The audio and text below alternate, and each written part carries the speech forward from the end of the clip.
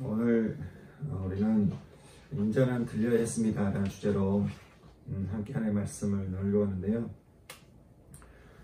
방금 우리가 봤던 영상, 이게 무슨 영상인지 알겠어요? 처음에 아담과 하와도 나오고 뭐 구약 성경에 있는 내용은 다 나온 것 같죠?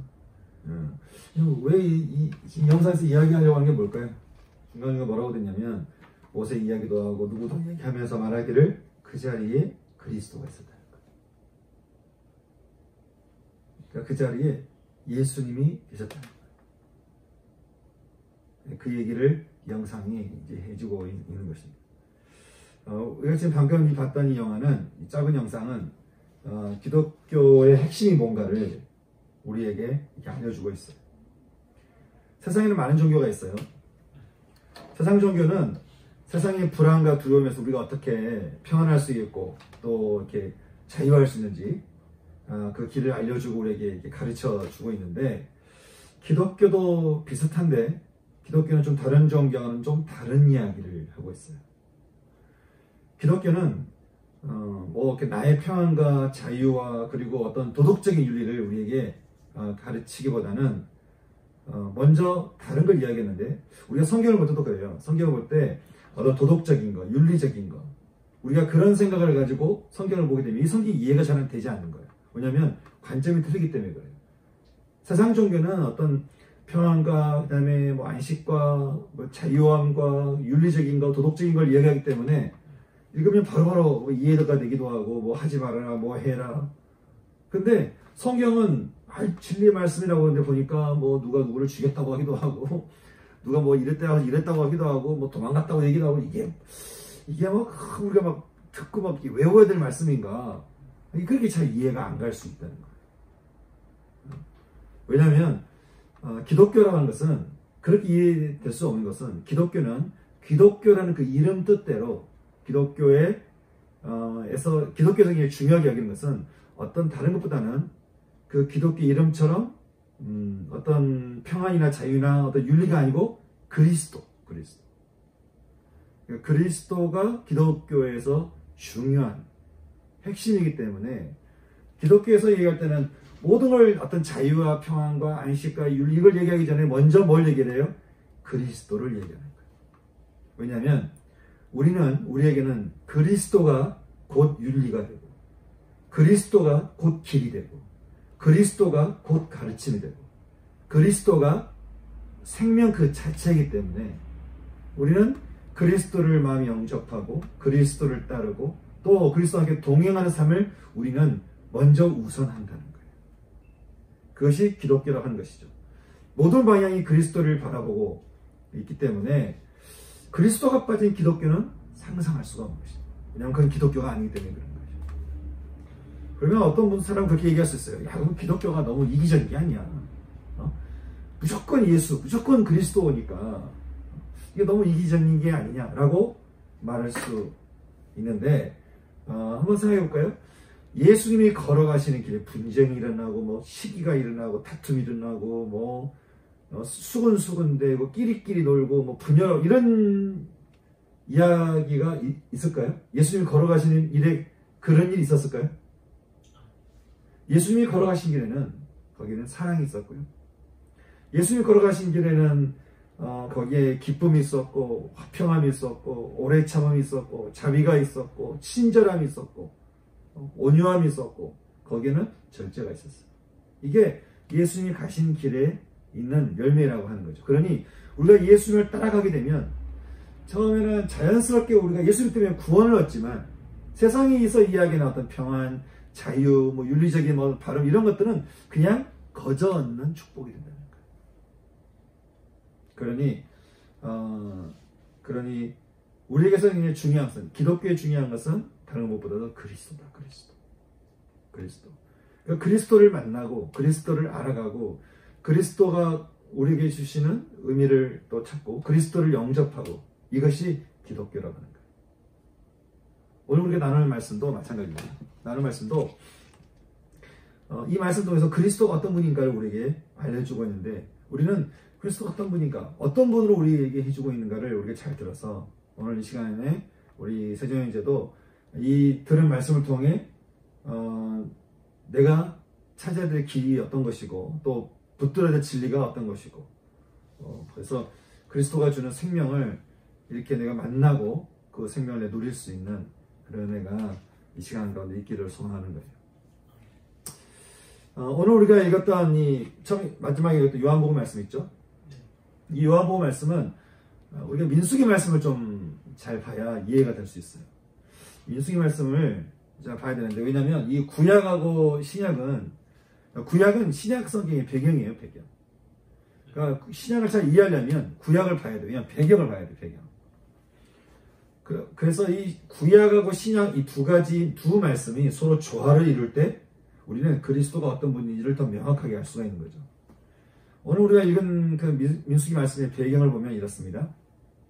이스라엘이 노예로 있던 이집트 땅에서 하나님께서 10가지 재앙을 내리신 것을 보게 돼요. 10가지 재앙. 이 10가지 재앙이 뭐냐면 나일강이 피로 물들고요. 마지막에 장자였지. 그렇지. 하나는 또 알았네. 이렇게 10가지 재앙이 일어나게 되는데 이거를 이게 잘 감이 안 올 수 있거든요.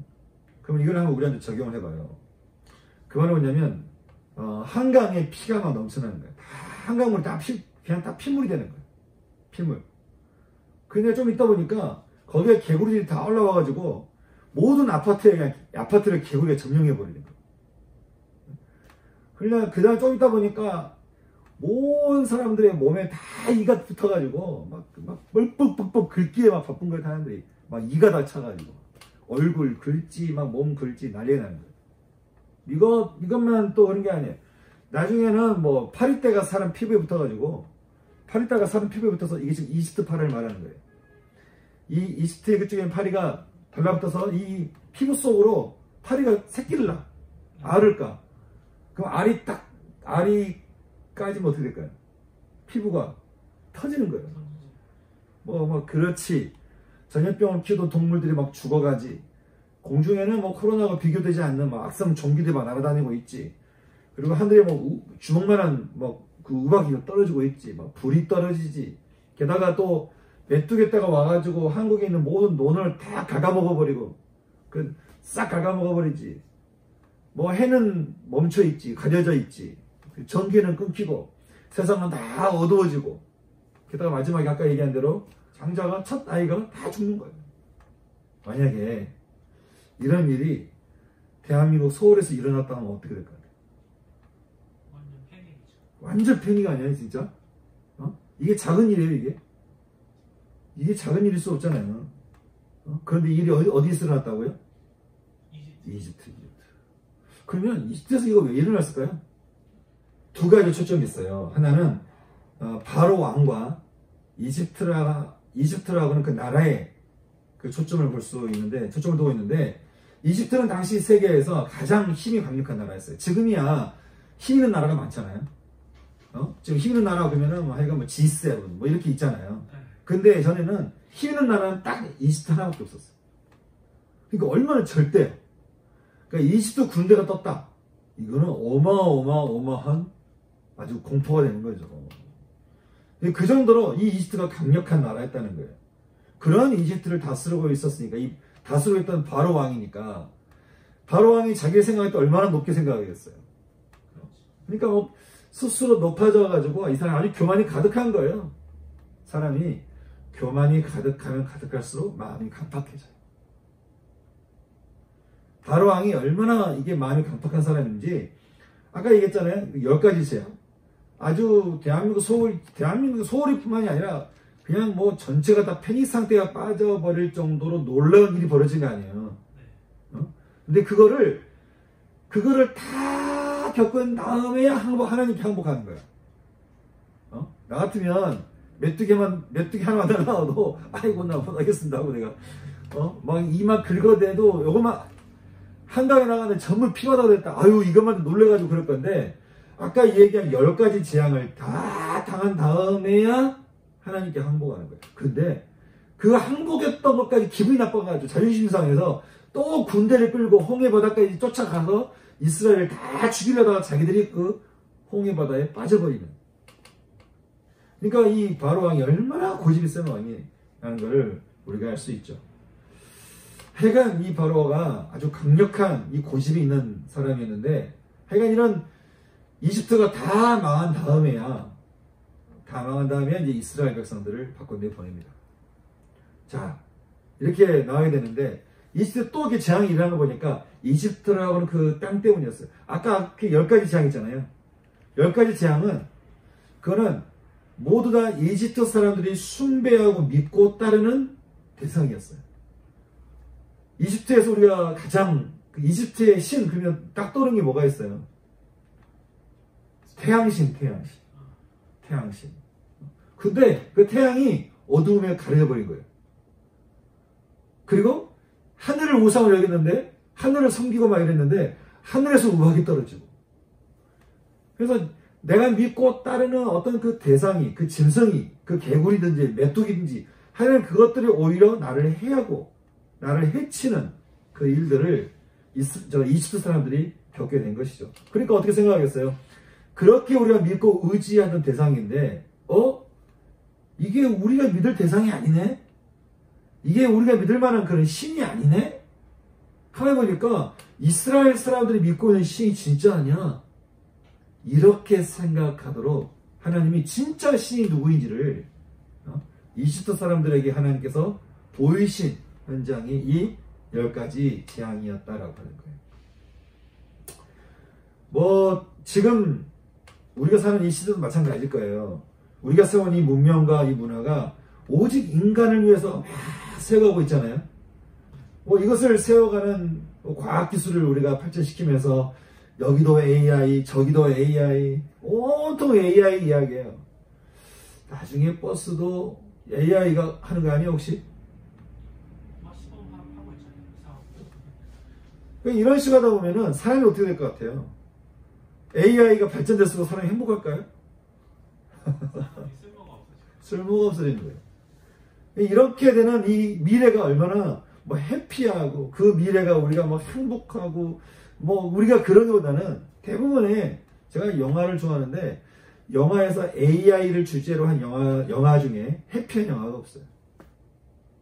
다 암울하고, 다 칙칙하고. 2008년도에 나온 그 윌리라는 영화가 있어요. 로버트 그런 영화인데, 그 2008년도니까 지금 꽤 됐잖아요. 근데 그 영화에서도 보면은 완전 이런 AI 시대의 사람들은 전부 다 비만이야. 왜냐면 걸을 이유도 없고, 뛸 필요도 없고, 그냥 다 컴퓨터가 알아서 해주고, 컴퓨터가 알아서 다 농장을 해서 먹이다 주고, 그러니까 사람들이 어떤 생산성 있는 사람이 아니고, 다 그냥 비만, 배가 터지는 이런 사람으로 되어 있는 거예요. 그렇게 인간에 의해서 뭔가를 도시를 막 세우겠다라고 하는 것은 마치 예전에 바벨탑을 세워서 우리가 한번 얼마큼 위대한지 한번 보자 라고 하는 사람들처럼, 그렇게 인간에 의해서 도시를 막 세우게 되면 결국 이런 도시가 어떻게 되는가? 우리는 성경에서 미리 본 것처럼 모든 도시는 무너질 수밖에 없다는 거예요. 왜 그럴까요? 모든 도시에, 모든 세상에, 이 지구의 주인이 인간이 아니기 때문에 그래요. 그렇게 이스라엘을 붙들고 노예로 괴롭혔던 이집트가 이제 재앙은 다 무너졌어요. 이집트가 무너지니까 이스라엘 백성들이 편하게 빠져나올 수 있었어요. 생각해봐요. 이렇게 노예로 있다가 이제 빠져나오게 됐으니까 그것도 여유롭게 이집트 사람들이 해주고 다 가져가서 또 가면서 이스라엘 백성들이 또 이렇게 물어봐요. 혹시 너희 집에 금 있냐? 우리 좀 주라. 그러니까 그래가지고 오히려 이집트 사람들한테 다 받아갈 거 받아가지고 그 땅을 빠져나갑니다. 이제 더 이상 노예가 아니죠. 어떨 것 같아요? 그 사람들이 빠져나가면서 어떤 기분이었을 것 같아요? 너무 좋았겠죠. 좋았겠죠. 감격스러운 거예요. 감격스러우니까 성경을 보니까 모세 누나 미리암이 막 춤을 추니까 그 모든 여자들이 그 미리암을 따라서 악기를 키고 춤췄다고 성경이 기록될 정도로 너무너무 기분이 좋은 거예요. 감사하고 감격스럽고 감동이 있고. 자, 그러면 이렇게 나와가지고 계속 감격 가운데 기쁨 가운데 가야 되는데, 근데 성경 보니까 그게 오래가지 않았던 것 같아요. 성에 보니까 왜 오래가지 않았냐면 아까 얘기했던 이집트라는 나라가 아주 강력한 나라잖아요. 유일한 세계 최강국이니까. 그러니 이집트하고 다른 나라의 비교는 이게 비교가 안 되는 거예요. 비교가. 그런데 이스라엘 백성들이 정탐꾼을 보냈어요. 가나안에. 근데 가나안이라는 곳이 어떤 곳이냐면 이집트하고 비교해서는 하나의 세 발의 피해요. 그냥. 그러니까 이집트하고 비교해서는 그냥 총구석이에요. 그런 총구석도 없는 거야. 가나안은. 그러니까 이집트 사람들이 보기에 저 완전히 깡시골이에요. 깡시골. 다만 뭐가 있냐면 거기에는 이 키가 커가지고 키가 크고 등치가 큰 사람들이 이제 살고는 있는 거예요. 근데 이제 이스라엘 백성들이 거기다 정탐꾼을 딱 보내고 보고를 받기를 뭐 키가 크고 뭐 이랬다고 얘기하니까 지금 어디서 나온 거예요? 세계 최강국에서 하나님이 역사하셔서 다 깡그리 무너뜨리고 한 걸 보고 눈에 보고 지금 나온 거 아니에요. 그런데 이 사람들이 그 가나안 땅을 이집트에 비해서 그 총구석인 가나안 땅에 대한 이야기를 들으면서 어떻게 했냐면 야 우리가 저 땅에 들어갈 수 있을까? 우리가 저 땅에 들어가서 우리가 정복할 수 있을까? 아니 하나님이 왜 우리를 빼내신 거야? 아니 하나님 왜 우리를 빼내가지고 우리 뭐 어떻게 저기 들어가라고 아니 왜 우리를 빼낸 거야 도대체? 안 그래? 왜 빼낸 거지 도대체? 이집트가 차라리 더 나은 건데? 그래야 서로 수근수근 되다가 이제는 그들이 하나님을 원망하기 시작했어. 이전의 경험이고 뭐 은혜 받은 거 우리 그렇잖아요. 은혜 받은 일 있잖아요. 세종이도 결혼 전에 하나님 주신 은혜가 있을 거고 또 이런저런 그때는 그거야 그냥. 지금 당장 내 눈앞에 있는 이 어려움 때문에 난 죽겠어 이러는 거예요. 지금. 근데 은혜를 한번 받아놓고 조금만 어려움이 있으면 또 원망하고 또 하나님이 또 도와주셔. 또 은혜를 받았네? 감사해야 되잖아. 근데 또 감사할 줄 모르고 좀 있으면 조금만 또 어려우면 또 하나님 원망하고 이게 이제 이스라엘 백성들의 모습인 거예요. 그러니까 하나님이 모세를 불러서 이렇게 얘기합니다. 너희들은 나를 신뢰하지 않는구나. 내가 분명히 너희들을 가나안 땅으로 인도하긴 할 건데 그 대신에 출애굽의 1세대는 못 들어간다. 너희가 원망하고 나를 신뢰하지 않고 나를 불신하고 나를 믿지 않는 너희들 내가 이 민족은 가나안 땅에 들어가게 하겠지만 너희들은 안 된다. 그래서 하나님이 출애굽 1세대는 광야 땅에서 40년 동안 돌다가 거기서 죽게 하신 거예요. 왜 40년이냐면 아까 가나안 땅에 정탐을 갔던 그 시간이 40일이었어요. 그러니까 하나님이 그 불신의 40일을 1일을 1년씩 계산해가지고 40년 동안 못 들어가게 하는 거예요. 이 말을 들은 이스라엘 백성들이 마음이 상했어요. 오늘 말씀 보니까. 마음이 상했죠. 청천벽력이지. 이 마음이 상했다 이 말이 원어대로 표현하자면 견딜 수가 없었다 그 말이에요. 참을 수가 없었다. 그러니까 어떻게 하냐면 더욱더 하나님과 모세를 원망하면서 말하기를 왜 우리를 여기로 보내가지고 먹을 것도 제대로 못 먹고 물도 흡족히 못 마시고 우리가 지금 먹고 있는 거 이런 거 다 하찮은 거 나 이거 싫다는 거예요 이제. 하나님의 방법도 싫고 하나님 말씀도 싫고 아니 그냥 하나님도 싫다는 거예요. 그렇게 아주 강하게 무리지어서 하나님과 모세에게 원망하던 이스라엘에게 하나님께서 즉각적으로 반응을 하시게 되는데요. 하나님께서 어떻게 즉각적으로 반응하셨을까요? 그것은 불뱀을 무리 가운데 풀어놓으시면서 이스라엘 백성들 다리를 하나씩 물어서 죽게 하는 거예요. 이게 불뱀이 그냥 한두 마리가 아니고 인구는 한 300만 명이 지금 사막에 서 있는데 새 수를 알 수 없는 뱀들이 돌아다니는 사람들 발을 다 물고 죽이기 시작하니까 야 이거 얼마나 난리 났겠어요. 소동을 치고 요란을 치고 난리 날 수 있는 상황인데 근데 그렇게 사람들이 다 죽어갈 때, 이렇게 다 죽어가는 것이 하나님의 뜻이 아니라는 것을 알았던 한 사람이 있었어요. 이렇게 사람들이 죽는 것이 하나님의 뜻이 아니다. 하나님이 불뱀을 풀어놓으신 것은 우리를 죽이려고 한 것이 아니다. 이것을 깨달았던 한 사람이 있었는데 그 사람이 바로 모세였어요. 그래서 모세가 어떻게 했는지 아세요? 바로 장막으로 달려가서 하나님 앞에 엎드려 그가 기도하기 시작합니다. 저는 세전이도 그렇고 나도 그렇고 우리가 무슨 일이 있든지 간에 항상 그게 뭐 우리 죄 때문이든지 아니면 뭔가 어떤 일이 좀 어려운 일을 우리가 만났든지 그러니까 어떤 일이 있든 간에 나는 이 무슨 일이든지 간에 장막으로 달려가서 하나님 앞에 바짝 엎드려가지고 기도하고 있는 이 모세를 꼭 기억했으면 좋겠어. 기억했으면 좋겠어. 왜냐하면 출애굽의 40년 이 고비 때마다 이스라엘 백성들이 그 어려움을 잘 이겨낼 수 있었던 이유는 무슨 일이 있을 때마다 하나님 앞에 엎드려서 기도했던 모세 때문인 거예요. 모세 때문인 거예요. 모세는 어떤 일이 있으면 그 일을 가지고 하나님 앞에 바로 엎드려서 기도하기 시작합니다. 하나님, 우리가 하나님을 원망함으로 하나님 우리가 범죄하였습니다.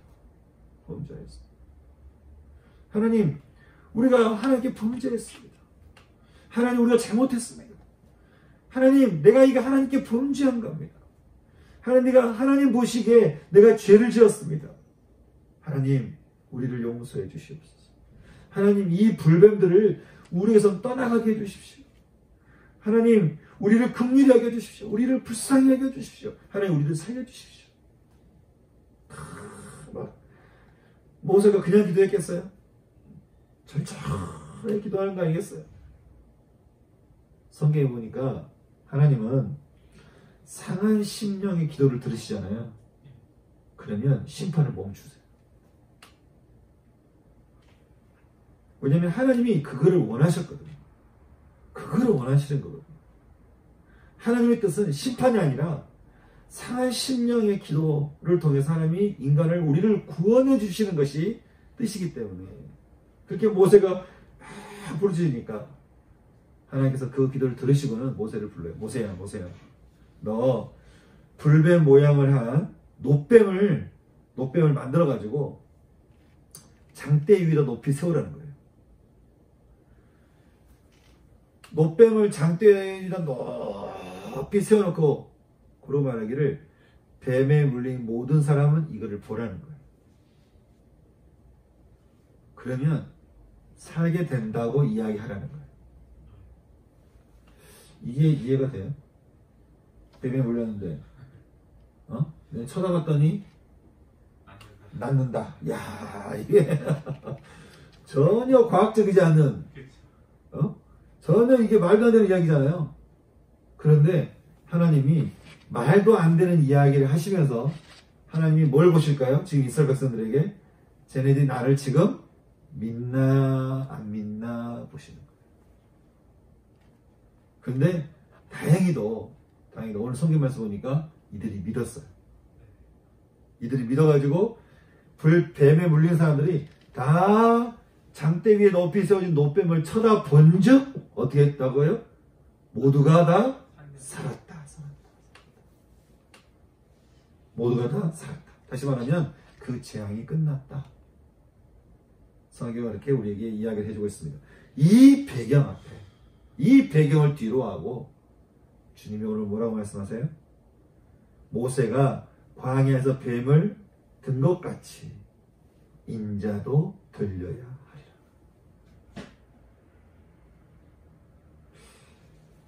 하나님께서 모세를 통해 놋뱀을 이렇게 들게 하신 것 같이 예수님 자신도 그렇게 들려줘야 한다는 거예요. 아니 예수님은 왜 그렇게 말씀하셨을까요? 믿으라는 거죠. 이게 왜 그런가 보면은 그것은 사람들이 이집트의 바로왕처럼 꼭 바로왕 같은 거예요. 다들 스스로 높아져서 자신의 탐욕과 욕심과 교만함으로 살아가면서 도무지 스스로는 구원받을 수 없는, 다들 각자의 생각을 따라 살아가는, 다시 말해서 하나님을 찾거나 하나님을 알거나 하나님의 말씀을 듣거나 하나님의 말씀에 순종하는 것이 아니고 그냥 오로지 내 생각과 내 방법과 또 내 의도, 내 생각, 내 뜻을 따라 그냥 나를 위해서 사는 거예요. 나를 위해서. 이게 죄로 가득한 내가 그 죄된 나를 위해서 살면 결국 어떻게 될까요? 죽음밖에 없는 거예요. 죽음밖에 없는 거예요. 그러니까 하나님 어떻게 하실까요? 하나님이 스스로 구원받을 수 없는 우리를 위해서 하나님이 하셨던 방법은 당신의 아들 예수를 나무 위에 매달리게 하신 거예요.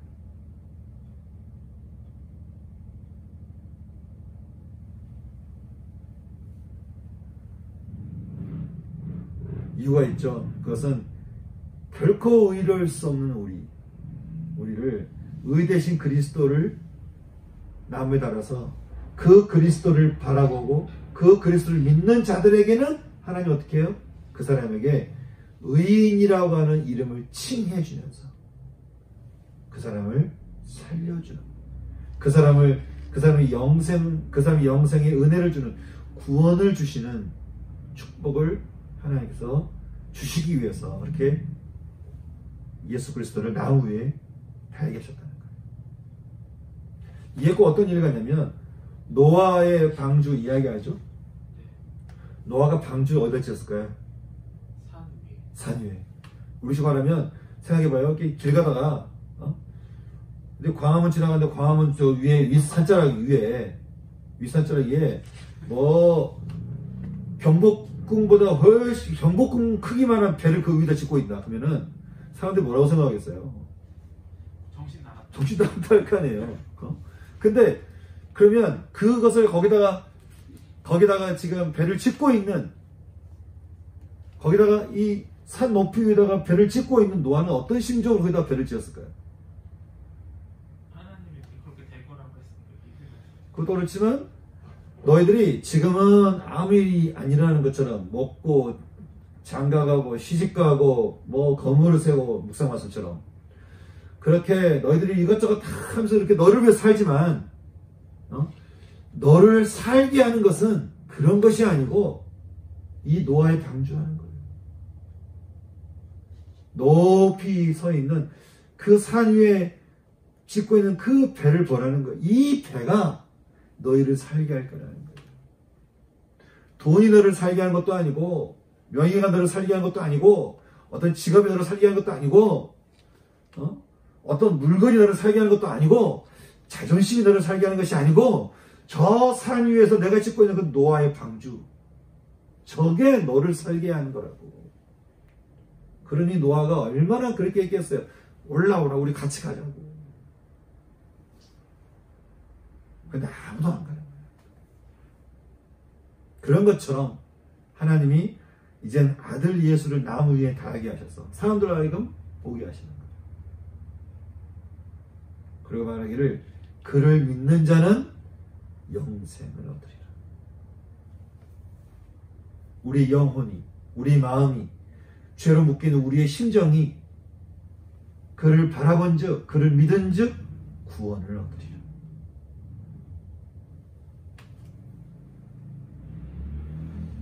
주님이 이런 우리들에 대해서 오늘 말씀에서 얘기하신 말씀이 있는데 우리 19절과 20절 말씀 한번 읽어볼까요? 19절과 20절 말씀 읽어보겠습니다. 시작. 그 정죄는 이것이니 곧 빛이 세상에 왔으되 사람들이 자기 행위가 악함으로 빛보다 어두움을 사랑한 것이니라. 악을 행하는 자마다 빛을 미워하여 빛으로 오지 않으니 이는 그 행위가 드러날까 함이요. 주님이 말씀하시기를 자신이 장대 위에 이렇게 매달릴 수밖에 없었던 이유는 우리 행위가 늘 악해가지고 이제는 빛보다 어둠을 사랑하고 있기 때문이라는 거예요. 그 말은요, 사람들의 행위가 모두 그냥 다 어둠에 익숙해져 있는 거예요. 그래서 이제는 하는 것이 모두 악한 행위라는 것이죠. 그래서 그 악한 행위를 사랑하는 존재가 됐다는 거예요. 분명히 하나님이 인간을 창조하셨을 때는 우리를 아름답게 창조하셨는데, 근데 이제는 우리들이 어떻게 해요? 인간이 어둠에 익숙해져 버린, 마치 악한 본성이 악한 것이 본성인 것처럼 그렇게 돼버렸다 하는 것이죠. 어둠에 익숙해져 버린 악한 것이 본성인 것처럼 변해버린 우리들. 진짜 우리가 그렇게 변했을까요? 언젠가 광고 쪽에 계신 우리 매형이 논문을 하나 썼어요. 이 논문이 업계에 아주 그 학계에 이름을 이제 알리게 된 거예요. 이 논문이 내용이 어떠냐면 그런 거예요. 사람은 겉으로는 드러나지는 않지만 부정할 수 없는 마음이 있대. 그게 뭐냐면 바로 시기심이라는 거예요. 시기심. 시기하라고 시기심. 그러니까 사람들 마음 안에 이 시기심이 다 있다는 거예요. 그러니 사람들의 마음 안에 시기심이 있다는 사실을 인정하고, 그래서 그 시기심을 광고로 최대한 이용을 해보자는 거예요. 그게 이제 그분의 이야기였어요. 그 논문에서. 시기심이 다들 이렇게 있는 것 같아요? 없다고 말할 수 없겠지. 근데 가만히 생각해보면 우리 안에 이게 담겨져 있는 게 시기심밖에 없을까요? 그렇진 않죠. 로마서에서 바울이 하나님은 우리가 어떻게 사나 하고 이렇게 보시겠다는 거예요. 우리는 뭐 아니라고 말할지 모르겠지만 하나님이 우리를 이렇게 바라보실 때 우리에게서 뭘 발견했느냐 보니까 제일 먼저는 우리에게서 부정을 발견했대. 부정. 우리 부정부패할 때 부정. 요즘 사람들이 LH 소식 들으면서 막 욕을 한다고 그러죠. 근데 재밌는 건 욕을 하면서도 그런 생각을 한대요. 야, 저 소식을 내가 미리 알았으면 내가 가서 미리 땅을 사놓은 거였는데 아깝다. 이랬다는 거예요. 똑같이 부정 아니에요, 그것도? 이런 부정의 마음이 있더라는 거, 우리 안에. 그러니 이 부정의 마음에서 뭐가 나와요? 추악한 결정들이 나오고, 그런 부정을 부추기는 어떤 건 탐욕과, 그리고 그런 악한 생각과, 사람을 시기하고 또 마음으로 죽이고 다투고 거짓으로 관계하고 거짓말하고 악한 의도를 마음에 품고 끼리끼리 수근수근하고 편을 만들어가지고 비방하고 헐뜯고, 성경에 보니까 기꺼이 사람 앞에 건방지고 자랑하고 악한 일을 꾸며대고 불순종을 하니 그 미련하면서도 의리도 없고 인정도 없는 그런 무자비한 이런 일을 행하면서도 이것을 자기들만 행할 뿐 아니라 이제는 보통 끼리끼리 모이잖아요. 자기들만 행할 뿐 아니라 이제는 우리 그냥 사람들이 다 당연한 거 아니야? 이런 게 있어야 인간미지 라고 하면서 자기뿐만 아니라 같이 하는 사람도 옳다 하느니라. 옳다 하느니라.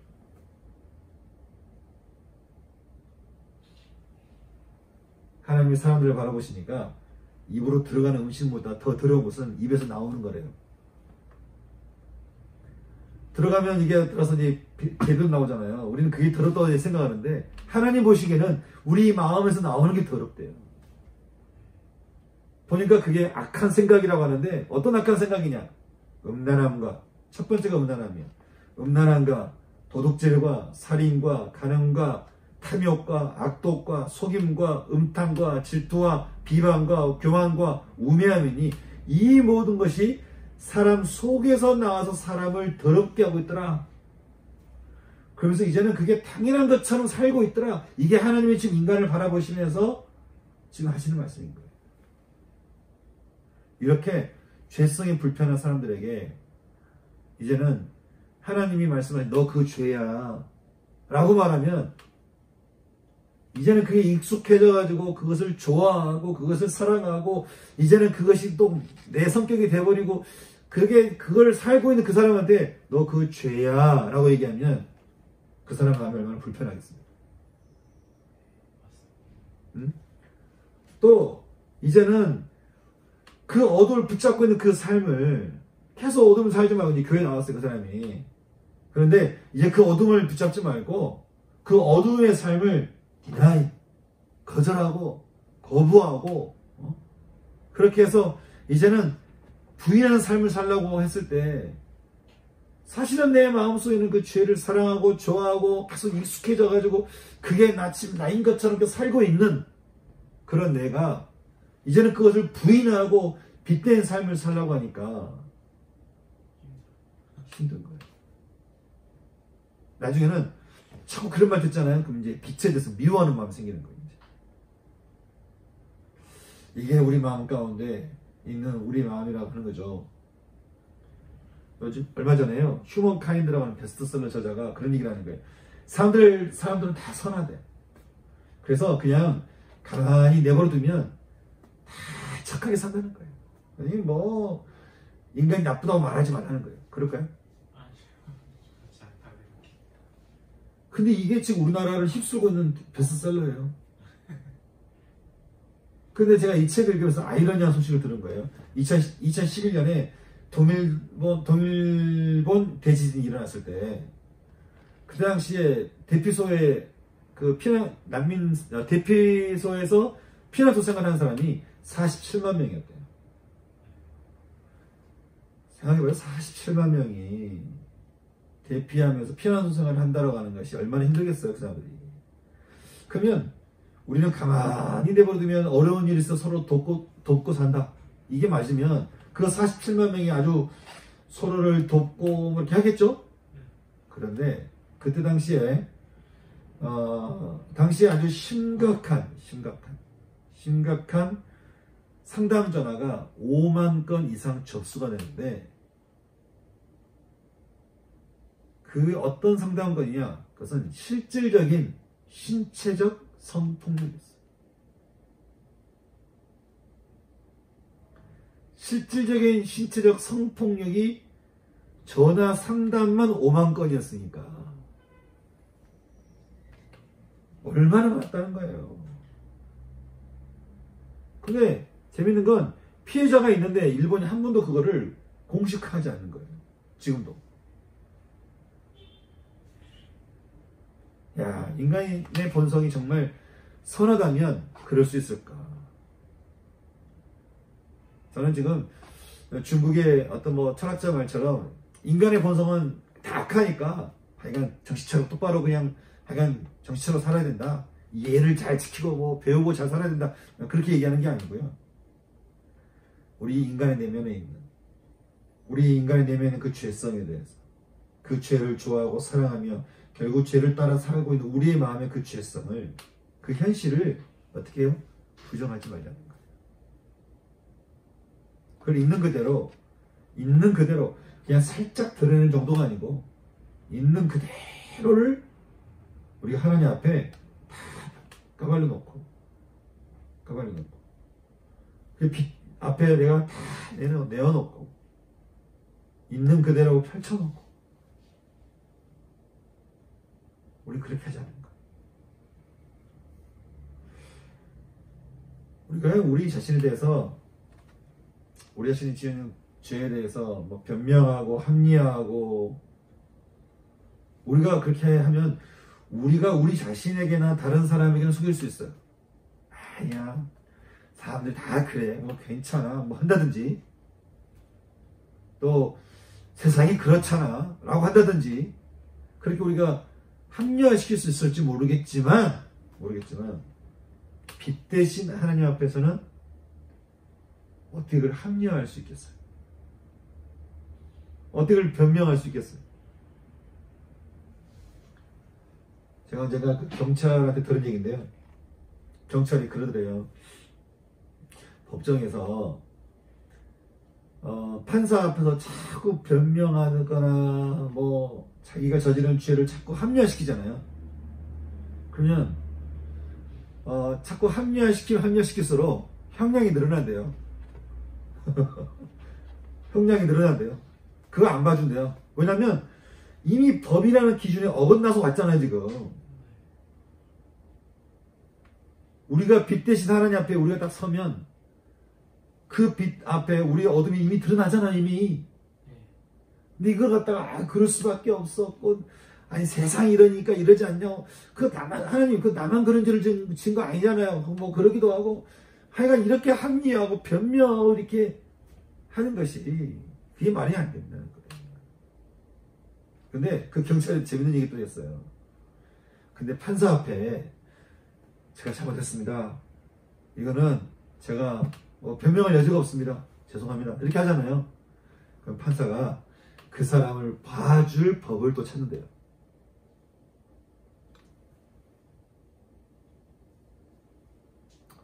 그러니 하나님이 어둠이라고 명명한 그것을 그냥 받아들이고 내가 인정하고 그 빛 앞에서 나의 부정과 불의와 죄성을 그냥 다 펼쳐내고, 모세가 하나님께 가서 엎드려 기도한 것처럼 그렇게 하나님 나를 용서해 주시고 나에게 자비를 베풀어 주시고, 하나님 저를 불쌍히 여겨달라고, 하나님 나 좀 어떻게 좀 해주세요, 하나님 정말 하나님 도움이 필요해요.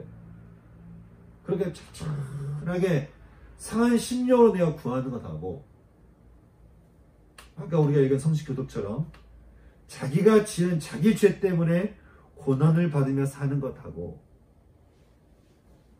어떤 삶이 우리에게 지혜로운 삶이겠냐는 거예요.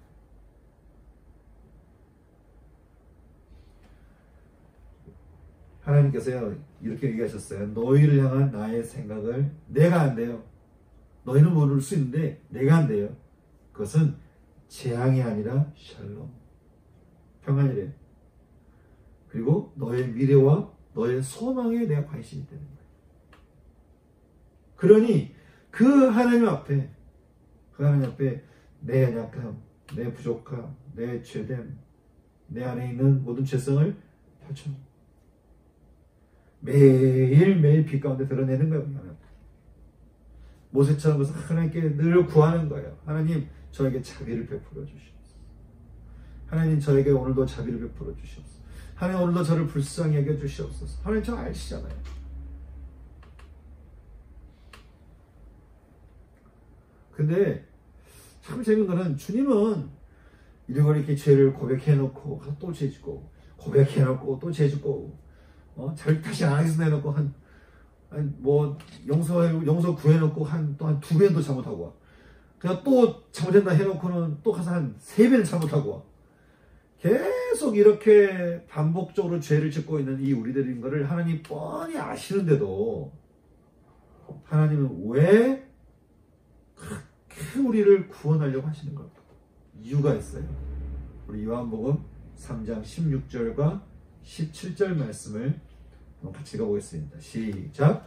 하나님이 세상을 이처럼 사랑하사 독생자를 주셨으니 이는 그를 믿는 자마다 멸망하지 않고 영생을 얻게 하려 하십니다. 하나님이 그 아들을 세상에 보내신 것은 세상을 심판하려 하심이 아니요 그로 말미암아 세상에 구원을 받게 하려 하십니다. 예수님이 끊임없이 죄를 선택하고 죄를 사랑하고 죄가 자기가 되어버린 사람들에게 자신을 내어주고 나무에 달아 올려지기까지 그렇게 하셔야만 했던 이유가 뭐냐? 오늘 말씀 보니까 내가 너를 너무 사랑하기 때문에.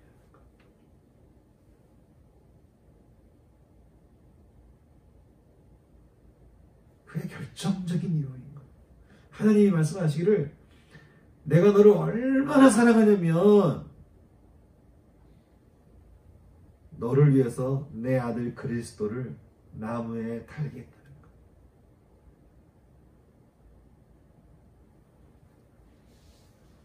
사람이 누군가를 사랑하잖아요. 진짜 사랑한 마음 생기면 뭔가 다 해주고 싶어요. 인간의 마음도 그러는데 하나님 마음은 어떻게 했어요? 우주 같은 하나님 마음인데 우리 향해서 그렇게 하시겠다 하는 것이죠. 그래서 말하기를 내가 너를 너무 사랑했어. 나의 독생자 예수 그리스도를 나무에 달겠다는 것이죠. 그래서 말하기를 이제 누구든지 저를 믿는 자마다 멸망치 않고 영생을 얻게 할 것이라.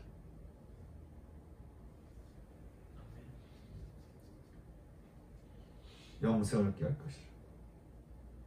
아까 우리가 성식교도에서 읽은 것처럼 자기들이 당한 고통 때문에 여호와께 부르짖으면 하나님께서 그들에게 말씀을 보내어서 그들을 건지신 것처럼 내가 너희를 건질 거라. 그 말씀이 뭐예요? 말씀이 육신이 되어 우리 가운데 거하심이 그리스도죠.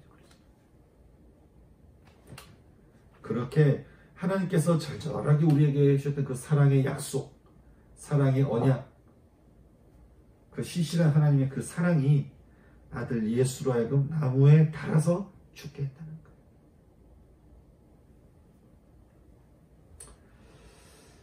거예요. 예전에 어떤 사람이 그런 얘기를 해요. 목사님, 제가 어떤 일로 참 마음이 억울해요. 어떤 사람은 내 아픈 상처 때문에 인생이 너무 억울해요. 저는요, 살아오면서 단 한 번도 누구에게 진짜 사랑을 받아본 적이 없어요. 어떤 사람은, 목사님, 저는 저 스스로 어떻게 해볼 수 없는 죄가 있어요. 저도 저의 그 죄에 대해서 좀 자유롭고 싶은데 그 죄된 습관이 나를 붙잡아서 내가 어떻게 해야 좋을지 모르겠어요. 또 어떤 분은 자기가 교만한지는 알겠대. 이제는 겸손한 삶을 살고 싶은데 모든 것이 교만한 삶에 내 인생에 세팅이 돼 있어가지고 어떻게 하면 좋겠냐는 거예요. 어떤 사람은 우선 예수 믿는 것은 날마다 새로운 거라는데 나도 좀 그걸 알고 싶다는 거죠. 나는. 여러분, 우리가 어떻게 하면 될까요? 어떻게 하면 우리 속에 이 어둠이 되어버린 우리의 삶에서 우리가 자유로울 수 있고 우리가 빛된 삶을 살아갈 수가 있을까? 그때 나무에 달리신 예수님이 우리에게 말씀하시는 거예요. 모세가 광야에서 뱀을 든 것 같이 인자도 들려야 하리니 이는 나를 믿는 자마다 영생을 얻게 하려 하리라. 그래서 자신이 그 죄인인 것을 고백하고 생명의 예수 그리스도를 믿는 그들에게 예수님이 내가 그들에게 영생을 줄 거라. 영생을 줄 거라. 영생이 뭐죠? 영원한 생명이라고 할 수 있는데 영생은 죽어가는 내 삶에 들어오는 생기예요. 생기. 죽음에 익숙해져 있는 나에게 내 인생에 들어오는 생명이요. 생명 덩어리. 지옥에 갈 수밖에 없는 나에게 들어오는 천국이에요. 그래서 생각해봐요. 십자가 달리신 나무에 달리신 그 예수를 바라보며 믿는다고 해서 내가 어떻게 내 인생이 회복되냐. 그런데 하나님은 어떻게 우리에게 또 보시는 거예요. 너가 그걸 믿는지 안 믿는지. 믿으면 어떻게 해요? 이렇게 변화된다는 거예요. 믿으면 어떻게 해요? 내 과거에서 내가 점점점 끊어져 간다는 거예요. 끊어져 간다는 거예요. 어떤 사람은 뭐 한두 번에 확 끊어질 수도 있겠지만 대부분의 사람들은 하나씩 끊어져요. 하나씩. 그래서 점점점 꼬리가 잘라져 가요. 꼬리가. 어느 순간 내 몸통도 잘라져 가고 그리고 내 육은 이제는 사라지고 내 영이 하나님과 더불어 서로 연합이 되는 이런 삶을 살 수 있도록 주님이 인도하셨으니 어떻게 너는 어떻게 하겠냐는 거예요. 여러분, 우리가 하나님께서 우리에게 주신 그 사랑의 지표인 당신의 아들 예수를 우리들 대신에 나무에 달려 올리시고는 이걸 믿으라고. 이 예수를 믿으라고. 그러면 너가 살 거야. 그렇게 말씀하시는 인자는 들려야 하리라는 이 말씀 앞에, 이 하나님의 사랑 앞에, 이 언약, 이 약속 앞에 우리가 모세처럼 하나님 앞에 엎드려서 하나님, 제가 저를 향한 하나님의 사랑을 제가 믿습니다. 저를 향한 하나님의 사랑을, 그 언약을, 그 약속을 제가 믿습니다. 십자가 보혈의 피로 저를 깨끗하게 씻어주시고 제 중심을 깨끗하게 씻어주시고 주님, 제가 새롭게 되게 하여 주시옵소서.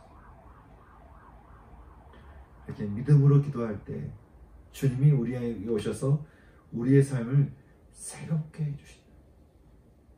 날마다 새롭게 해주신다. 날마다 우리에게 약속하신 이 약속의 말씀 앞에 우리가 어떻게 해야 되냐. 저는 주님의 그 십자가 앞에 나도 그렇고 우리 세종이도 그렇고 하나님 앞에 믿음으로 반응하면서